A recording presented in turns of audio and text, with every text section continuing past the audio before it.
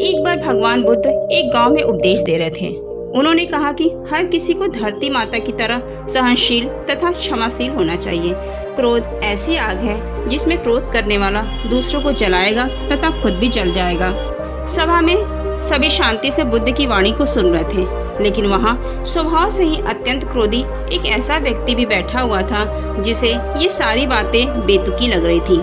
वह कुछ देर ये सब सुनता रहा, फिर अचानक ही आग बबूला होकर बोलने लगा, तुम पाखंडी हो, बड़ी बड़ी बातें करना यही तुम्हारा काम है। तुम लोगों को भ्रमित कर रहे हो। तुम्हारी ये बातें आज के समय में कोई मायने नहीं रखती। ऐसे कई वचनों को सुनकर भी बुद्ध शांत रहे। उसकी बातों से ना तो वह दुखी हुए, ना ही कोई प्रतिक्रिया की।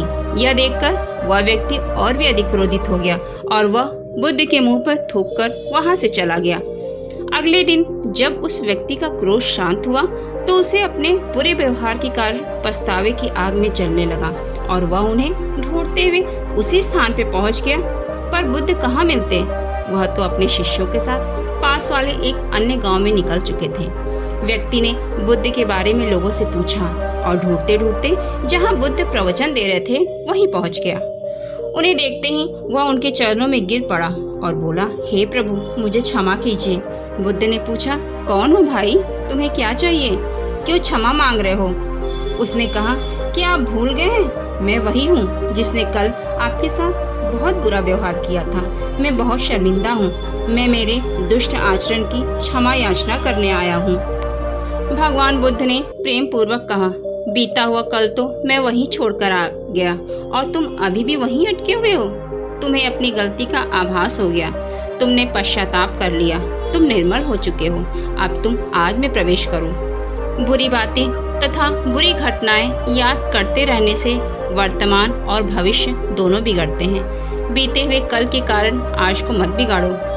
उस व्यक्ति का सारा बोझ उतर गया। उसने भगवान बुद्ध के चरणों में पड़कर क्रोध का त्याग तथा क्षमाशीलता का संकल्प लिया। बुद्ध ने उसके मस्तिष्क पर आशीष का हाथ रखा। उस दिन से उसमें परिवर्तन आ गया और उसके जीवन में सत्य, प्रेम व करुणा की धारा बहने लगी। मित्रों, बहुत बार हम भूतकाल में की गई किसी गलती के बारे में सोच सोचकर बहुत दुखी होते हैं और खुद को ही कोसते हैं। हमें ऐसा कभी भी नहीं करना चाहिए। गलती का बोध हो जाने पर उसे कभी न दोहराने का संकल्प लेना चाहिए और एक नई ऊर्जा के साथ वर्तमान को सुदृढ़ बनाना चाहिए।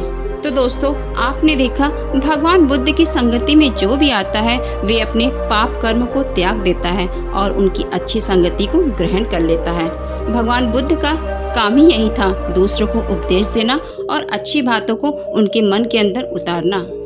ऐसे ही एक बार एक स्त्री का बेटा मर गया था तो वह रोती बिलखती महात्मा बुद्ध के पास पहुंची और उनके पैरों में गिरकर बोली, महात्मा जी, आप किसी तरह मेरे पुत्र को जीवित कर दें। मेरा एक ही पुत्र था।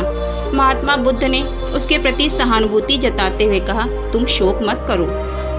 बुद्ध ने उस महिला को सत्य बताते हुए सराहना देते हुए कहा, मैं तुम्हारे बेटे को जीवित कर दूंगा, लेकिन एक शर्त है कि तुम किसी ऐसे घर में भिक्षा के रूप में कुछ भी मांग लाओ जहाँ किसी व्यक्ति की कभी मृत्यु ही न हुई हो।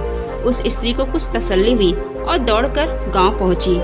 अब वह ऐसा घर खोजने लगी जहां किसी की मृत्यु ही न हुई हो। बहुत ढूंढा, लेकिन कोई उसे ऐसा घर नहीं मिला। वह निराश होकर महात्मा बुद्ध के पास आई और वस्तु स्थिति से अवगत कराया। तब बुद्ध बोले, यह संसार चक्र है।